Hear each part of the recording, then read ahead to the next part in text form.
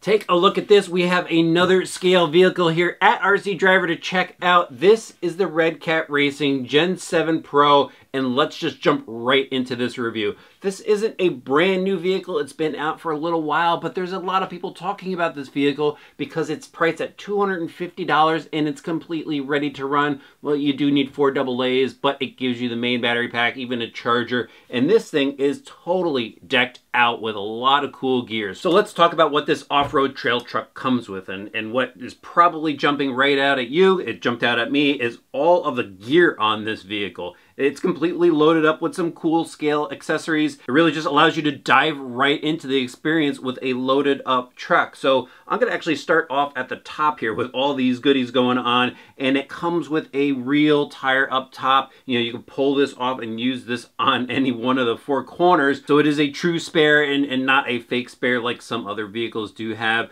It's obviously mounted to this roof rack here. Pretty neat roof rack setup. It's got these little clips that hold on the spare gear here. We've got some sand ramps, we've got a jack, we've got some spare fuel cans, and of course over here we've got a shovel, you know, in case you need to dig out of a sand rut or something like that. So that's pretty neat to see on here. It does have kind of this fake light bar thing going on up front. It adds a little bit of extra detail. I probably would have liked to have seen regular lights in there, but you could go and add those yourself later on down the road. This is pretty neat over here. It comes with a snorkel, so you don't need to go and buy that to bump up the scale look of the vehicle. It's got these folding mirrors, so if you do roll it over, these will just fold in. I think that is very cool. And then we've got these basically, you know, fender flares into running boards here, and this actually integrates into a inner skeleton inside the body. The body itself, it is not a licensed body. It's, you know, kind of just this generic SUV style of truck. It does look pretty cool. It's got this aggressive decal set on the front of it. Gives it a mean look. You know, we've got some vents going on here. Just a couple decals of the Everest Gen 7 logo over here. Interco, because the tires are licensed Interco tires. We'll talk about that in a little bit.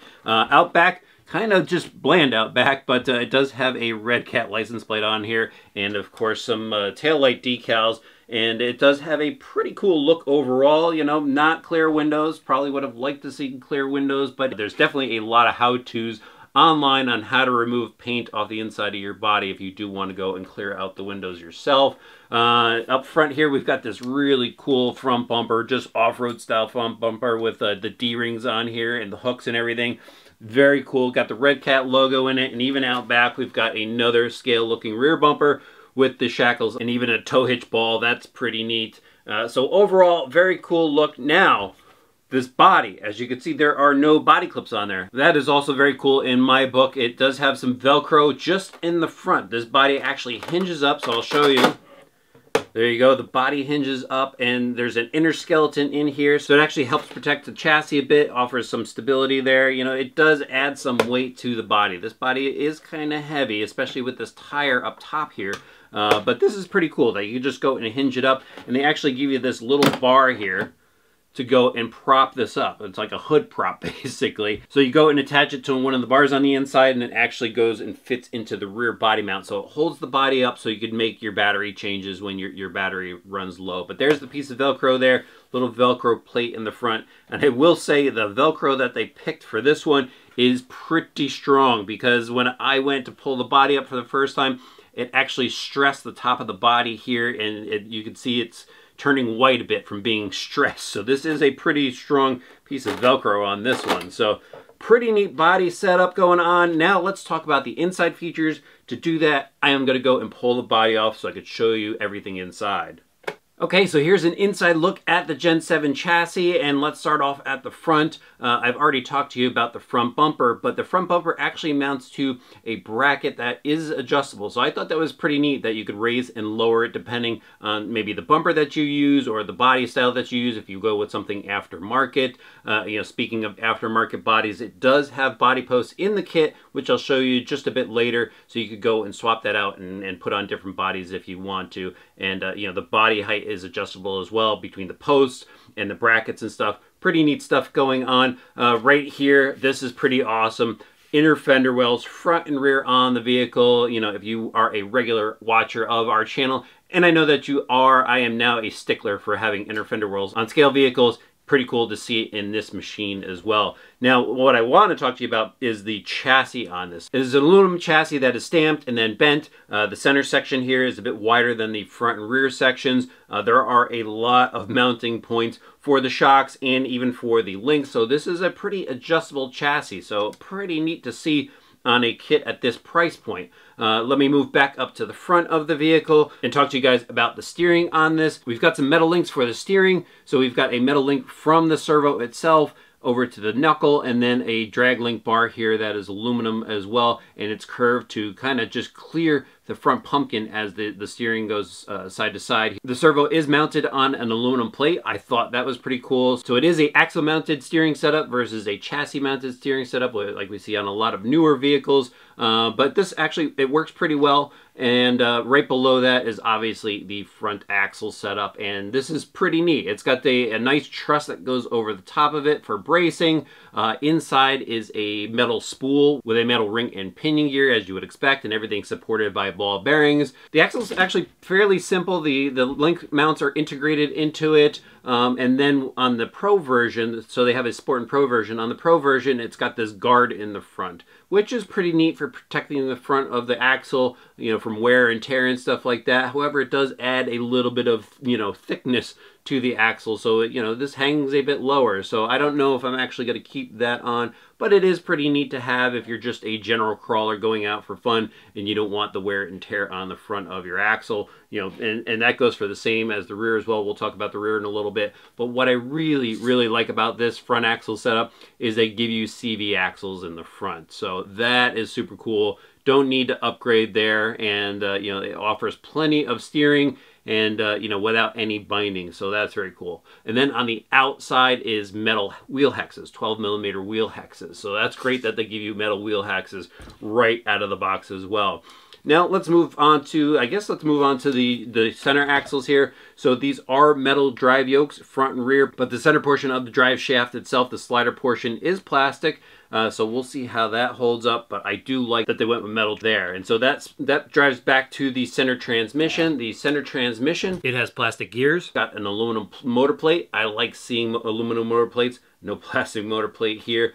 No slipper clutch on this. It is direct drive, and it does have 48 pitch gears that are out in the open here. So just be careful where you're driving this thing. You know, I would steer clear of sand and stuff like that. But, you know, Redcat does have a number of options for this vehicle. They've got a portal setup that you can put on here, and that comes with a slipper clutch assembly. So that option is available if you feel that you do need that. But back onto the transmission, the power goes through the rear drive shaft just like it does in the front, to basically the same setup in the rear as the front axle. So this rear axle here has all metal gears inside, ball bearings, and then instead of steering knuckles like the front, the rear has drive shaft tubes. So it's a straight shot with metal drive shafts inside out to the 12mm aluminum hexes.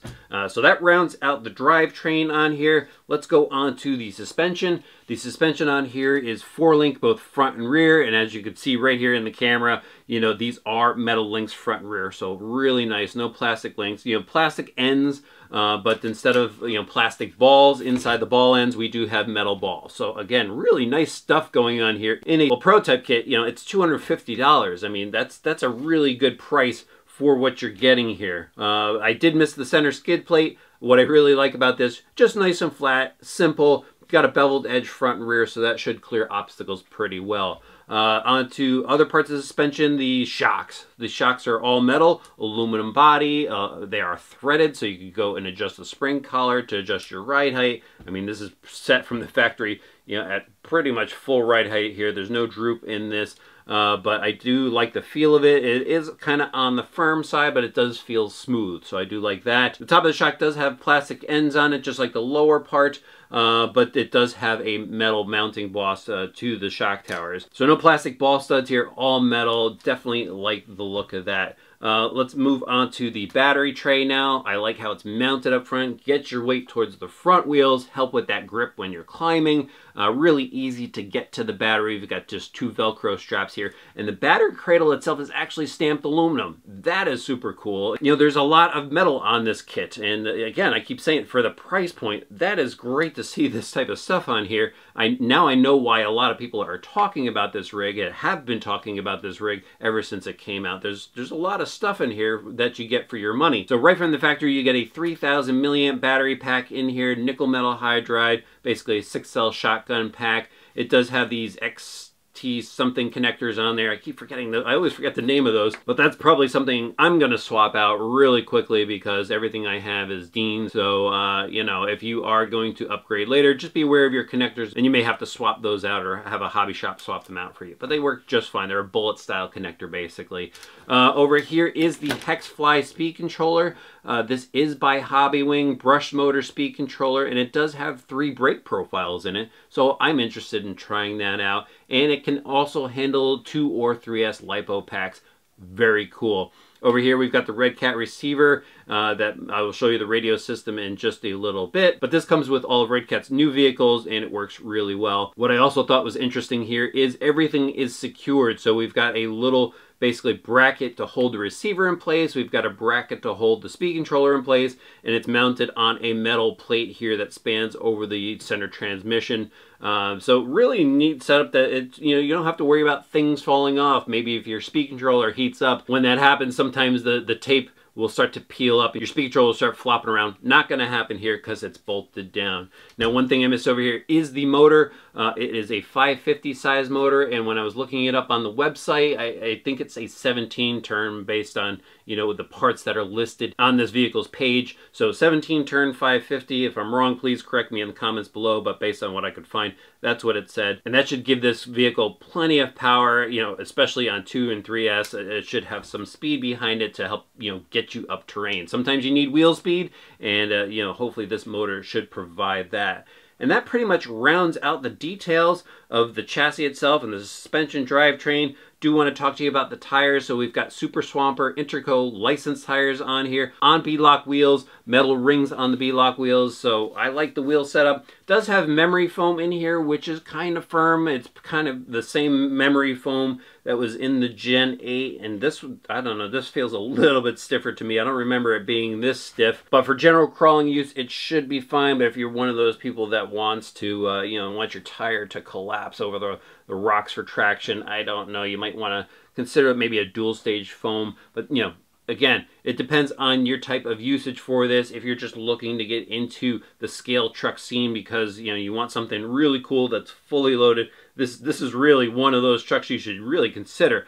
All right, before we head outside, let's just go over the rest of the stuff that comes with the kit, and let's start off with the RCR2CE radio system here. You are going to need 4 AA batteries for this, just so you're aware. Great little radio system, gives you all the trim functions that you need right here under this panel, including the on-off switch. It's got a good feel to it and even has a rubber steering wheel like that. Over here we have the included nickel metal hydride charger. It does have a little LED light on there to let you know when the battery is charged. Here is your bind plug and antenna. We've got a bag here with some body mounts, an extra plate for mounting the body with Velcro. There's some Velcro in here, and even some clips to hold in LED lights, so you could go add lights to this later if you want to. Right here we've got a manual for the ESC. We've got the manual for the vehicle itself, and it gives you all the details you need to know to get up and running. Some battery information here if you want to go to one of the optional battery packs here, like the lithium polymer packs. It gives you more power, more runtime. And then finally here we have some decals, so you could go and customize the look of your vehicle. You could go with the wood grain. We've got some white paneling here and some red as well. And then, of course, some little extra decals in case you want to go customize it some more. All right, now we could head outside and see what the Everest Gen 7 Pro looks like on the trail.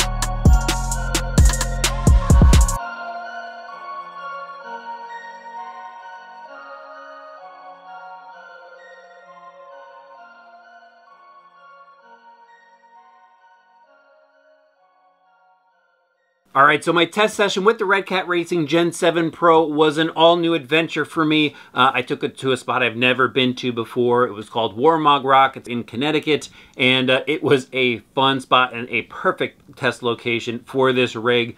Basically, what I did was I brought it out to the trailhead and dropped in the battery and took it for a drive up the mountain through the trails up to Warmog Rock, which was a beautiful spot to go and get that great footage that you guys just saw. But let me just break down the whole trip for you, and I gotta say, for $250, this is an awesome way to get into RC scale crawling. I mean, this was pretty impressive. This is not a new vehicle out there. There's a lot of reviews out there. It's new for us here on the channel, but it is a very cool vehicle. I've had people say to me, Greg, have you checked out the Gen 7 yet? It's a pretty good deal, and I will totally agree with that. I had a great time with it.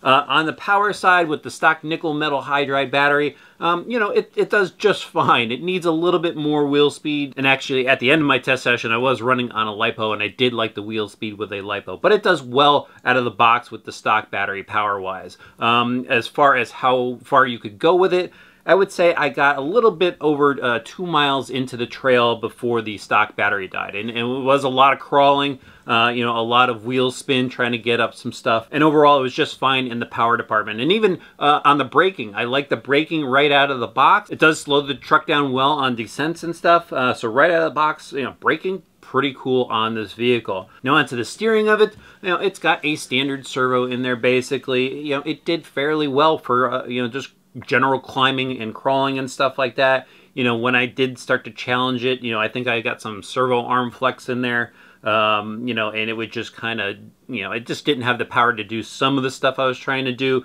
But for general crawling, again, if you're just getting into this, the servo is going to do just fine, and it is a standard upgrade on many crawlers out there once you start getting to the point where you want to push the vehicle a bit more. So, out of the box, it was fine. But if you are looking for a first upgrade for this, I would say go with a steering servo and a metal servo arm, and you'll be happy after that. Now onto the handling ability of it, it handles really well. I like how the suspension works on this. I was doing a lot of climbing where the axles were twisted in both directions. A side hilling, I was pushing it to the limits, and it does roll. I mean, it does have a lot of weight up here. We've got the spare tire up top. We've got the cage inside. We've got the accessories on the outside. So you do kind of have to watch how far you push it because it does have a higher CG. But, I would imagine if I went and stripped all this down, I think it could be pushed even a lot farther as far as side hilling goes. I really like how it handled. I think they have the geometry pretty much there on this vehicle, and you could have a lot of fun with it. You could push it farther. You could grow into this scale crawler here. I was impressed with a lot of stuff it was able to crawl over. Now, one of the issues I do need to throw in there is the skid on the front axle and actually on the rear axle as well. It does hang up a lot. As I mentioned earlier, it hangs a bit lower than the axle itself, and so it does get caught up on stuff. So you kind of have to be aware of that when you're approaching some rocks and stuff. You've got to think, where is the axle in relation to the obstacle you're going to go over. And I might even go and pull those off, and just let the axle eat rock just to get a little extra clearance out of it. But overall, it does really well. I really like how it handles. Now onto a couple of other little issues I found. The foam in the tire is a bit firm, and actually the Gen 8 has the same foam, and I kind of like the challenge of it. I really do like the tire itself, but I could see how for some that foam is a bit too firm, and I know there's a couple tricks out there that people are doing. They're cutting the foam into a star shape. Some people are, dipping it in hot water to soften it up, and some people are just flat out replacing it with other foam. And if you're looking to get a bit more flex out of the tire, you probably want to do that as well. But the tire itself, I like the tire itself. It was clawing at the rocks, and it was just a good tire for general fun and crawling. The other issue I kind of just want to point out is the front tires do rub on the body, or inner fender well, and a little bit of the body itself too. So when you're really flexing this thing, you could hear the tire grabbing on it. And, it does kind of hang things up just a tad. I mean, you barely notice it. But the big thing is you hear this clicking from the body, and it's a little bit irritating. But other than that, guys, this thing is very cool. I mean, it comes out of the box looking like a custom scale crawler. And it is, again, something you could grow into. I know a lot of people are taking this crawler and, you know, modifying it even more, putting their own bodies on it and stuff like that. You know, so if you're looking to get into scale crawling, I mean, I think this one is really the way to go. They have the sport version, which is about $200. This one here is about $250, but I think this one gives you a lot of the parts that you're going to want to have on a scale crawler. You know, it's got the universals in the front, it's got aluminum shocks, it's got a metal diff spool in it, it's got the inner fenders, and of course some scale details on there, and I think that's really worth 50 bucks. And then if you have a bit more money, maybe you want to consider the Gen 8, but you know, if around $250 is your price point, the Redcat Racing Gen 7 Pro, it's the way to go.